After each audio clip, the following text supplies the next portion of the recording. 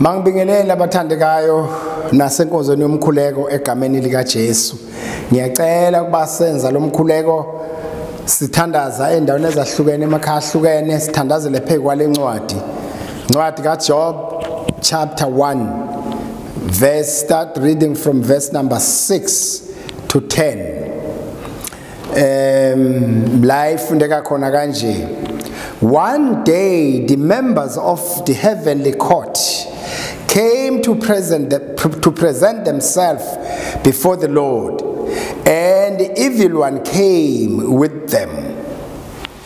7. Where have you come from? The Lord asked Satan.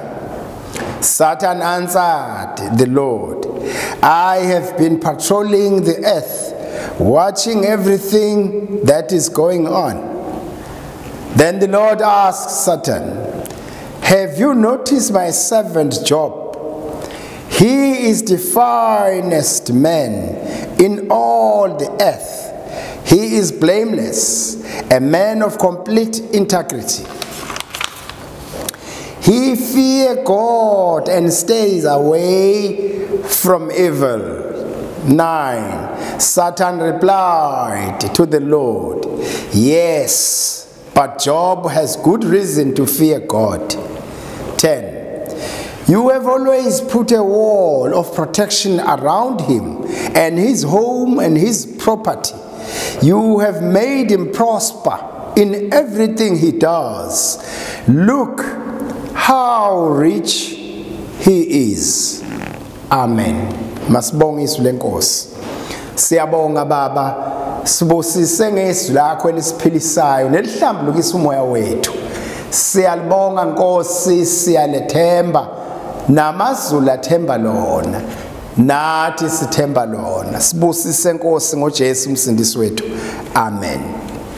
Elikhuluma ngale ndaba yalomuntu waseMpumalanga okuthiwa kwakuJobe, elungile emesaba uNkulunkulu ekubalekela okubi. Kuthiwa uJobe wayecebe kunabo bonke abantu baseMpumalanga. uJobe wayelunge kunabo bonke abantu emesaba uNkulunkulu. Jobe wayebusiswe ngezingane ezilishumi, amadodana awu7 namadodakazi amathathu. Lithi ke lapha ade ngifunda khona kwathi one day the members of heavenly court, kusho ukuthi ingelosi zasezulwini zalapha kwaNkulunkulu zangena phambi kwaNkulunkulu to present themselves before the Lord. Wasengena noSathane, wangena khona lapha phambi kwaNkulunkulu. uNkulunkulu wayibona ingelosi zakhe, wasebuza uSathane, uphuma phi? Where have you come from? Ubuza uSathane. uSathane kuthiwa waphendula wathi, ngiphume ekupatroleni nje umhlaba, ngibuke nje kuwo, ukuthi kanje watching everything that is going on. Ngibuka nje yonke into. Amanye wathi I was roaming, yabo, ngizula nje ngichecka kahle yonke into, ngiphume emhlabeni. Kusho uSathane etshena uNkulunkulu nezingilozi kaNkulunkulu zikhona la embuzi. Ubesethi kuNkulunkulu, then the Lord asked Satan, have you noticed my servant Job? Mbonile uJobe inceku yami na kulomhlaba ade upatrol ubona nokuthi kuhamba kanjani. Mbonile uJobe na. Besethi kuNkulunkulu, umuntu olungile emhlabeni wonke. He is the finest man in all the earth. He is blameless, a man of complete integrity. Uyamsaba uNkulunkulu, fear God and stay away from evil. Uyabalekela okubi, uyamsaba uNkulunkulu.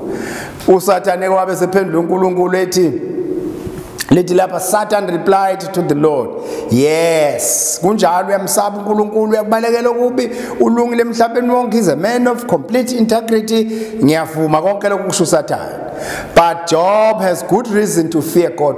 Unesizathu esihle ukusho ukuthi ngamanye amagama uthi uSathane nobani angamsaba uNkulunkulu if uJobe kwenzeka kanje empilweni yakhe. Kwenzekani empilweni kaJob?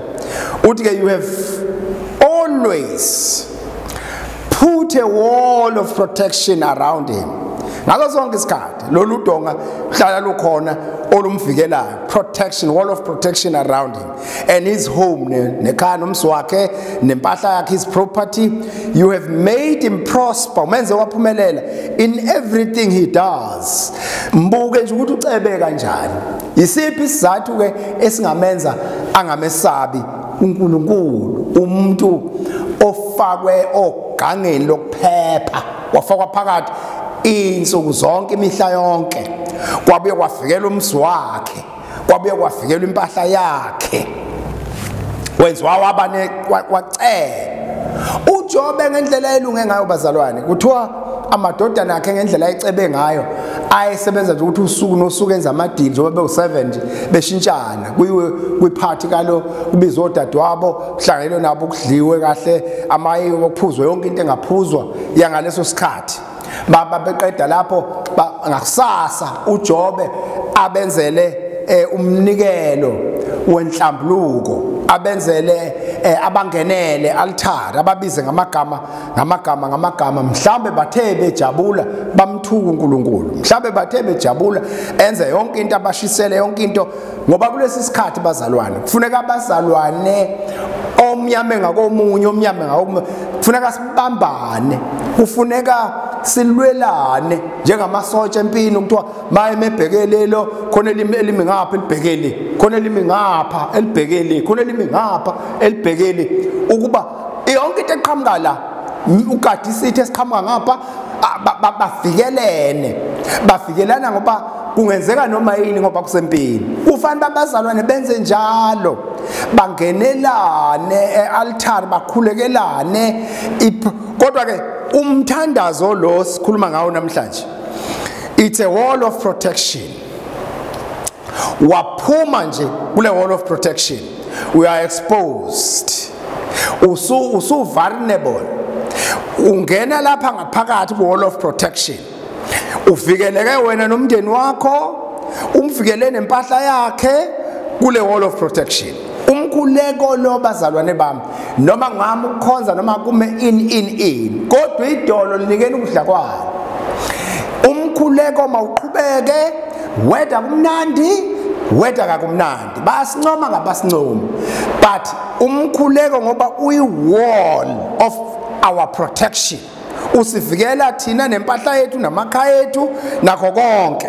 Uthi ke ulokana usathane kuNkulunkulu umthanda ukusaba ngezeni na, ngoba umvikele. Isuka lapho ke le ndaba ukucela ukuthi ake sikususe lolu dango sibone ukuthi kungenzekalani kuJob. Uthi ke why blameless, he was blameless, Job was blameless. Blameless means he was a man of integrity, he was upright. Upright means he was completely fair and honest in all his dealings.